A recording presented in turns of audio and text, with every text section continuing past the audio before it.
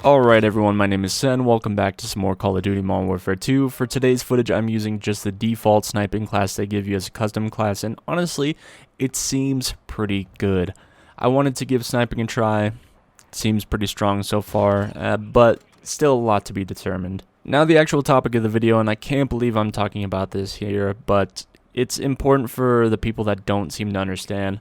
We're talking about skill-based matchmaking. I have to deal with the same conversation in a different community too, because I play and love fighting games. So what is skill-based matchmaking? It's pretty self-explanatory. When the game is looking for a match for you, it does its best, or at least attempts to put you in a lobby with players at or around your skill level. I've read through a couple different articles and nobody really seems to go into great detail with how the algorithm actually works. My assumption / hope is that not only does it factor in KD, but maybe hours played, rank, so on and so forth. Generally, out of what it seems, people have a problem with skill-based matchmaking because they want to feel like a god, essentially. They don't want all their matches to be sweaty. I understand this perspective heavily from people that work like a 9 to 5 or heck, maybe a 10-hour shift. I work at 12, so yeah. My time to play is limited because I'm extremely tired when I get home, and honestly I just kind of want to go to sleep. I understand wanting a game to shut your brain off and feel like a god, but this same perspective is coming from streamers who can play the game all day if they wanted to. Funnily enough, your problem is not with skill-based matchmaking, because if we didn't have skill-based matchmaking, lobbies would be all over the place. You would have streamer person, you would probably have a couple of shit players for sure like me, and you would have, who knows, randomly the entire FaZe clan because they all decided to squad up together. To be honest, like, the really shitty player feels the exact same. Like, why the fuck is Optic Nutshot in here? Now everyone including streamer person would be saying, fuck dude, this matchmaking is dog water, I just want to play against people my level. That's what would happen after the fact. If you want a power fantasy, play a single player game. That's not how this works. My only idea to remotely give people what they want would be to push the algorithm a bit further to study your usual gaming habits. Hey, this person typically starts the game around this time, generally every day. Let's throw them a softball for their first game or two. After that, we match them against players around their level. And if he's doing good, great. If not, let's throw him another softball here and there.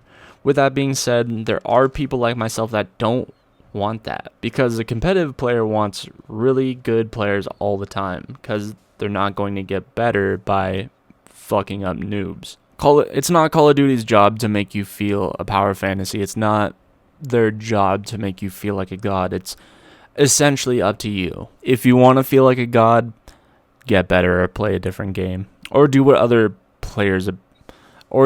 streamers appear to be doing and use a VPN to get bot lobbies. I don't want to feel like I beat 100 first graders. I want to feel like I bested players that are just as good as me. I mean, that's just my perspective. Like, I'm sure a lot of people have a lot of different other takes. Let me know what you guys think about skill-based matchmaking, what they could do to improve it, how you see it as like beneficial, if you like it or you're against it. If you guys do want to do me a favor, check out the rest of the channel, link in the description, drop a like, sub, all that stuff. And yeah, I have a second channel as well that you guys could check out, do me a big solid and support your boy. Alright, for the rest of the video, because there is still a little bit of time left, I'm going to freestyle for a little bit. In the last video, I did a story time about smoking weed. I'm going to do some more story time soon, but funnily enough, that video actually didn't do all that great, which is fine. It's not a big deal, but I noticed that some of my videos have been doing a lot better than others lately, which is really cool. I definitely appreciate the support. I appreciate the attention on the channel. It's really good and cool to see. If you guys have anything particular you would like to see as far as content is concerned, let me know. I want to figure out a way to incorporate the random wheel and maybe get that going for some more Call of Duty. If you guys appreciate the fighting game content a little bit more, let me know. I'm actually about to record a fighters video in a minute here. If you guys want to see more Yu-Gi-Oh, we have that coming as well. I'm definitely going to link up with Andrew, get some recording done for a Yu-Gi-Oh video here soon. Something I did want to draw attention to a little bit is that I feel like it's more commonplace to start a YouTube channel for a lot of people, and they want that to be their main career, which is fine.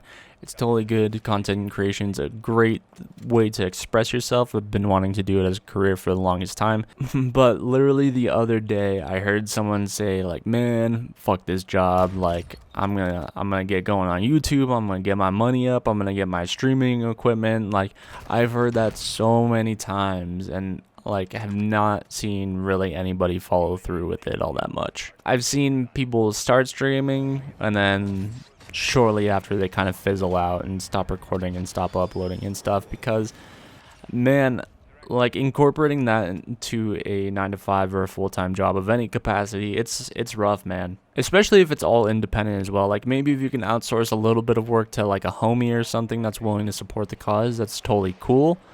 But if you're doing all the recording yourself, all the commentary yourself, all the editing yourself, the thumbnails and editing for videos and stuff like that, the promotion, it can become a lot on your plate as far as just doing everything by yourself with a full-time job on top of that. And that's if that's all your responsibilities. Like, if you have like other things to navigate as well, like if you have to like maintain relationships, whether that's friends or a significant other, it's a bit of a different story. But yeah, I was trying hard not to laugh to myself. Someone saying is like, "Oh man, I'm gonna quit and start YouTube soon." Like, YouTube is not an automatic takeoff. Maybe if you're very lucky and if you have the right support and backing, it can be. But man, it is so hard to break through the cracks. Like, I've been doing this grind for so long, and maybe I haven't always put my best foot forward, but you never know what's going to break through. A lot of my older guitar videos that honestly weren't even that good were like my biggest accomplishments as far as uploading. Part of me wants to do music content again, not for the viewership or anything like that, but just because I really want to reacquaint myself with music.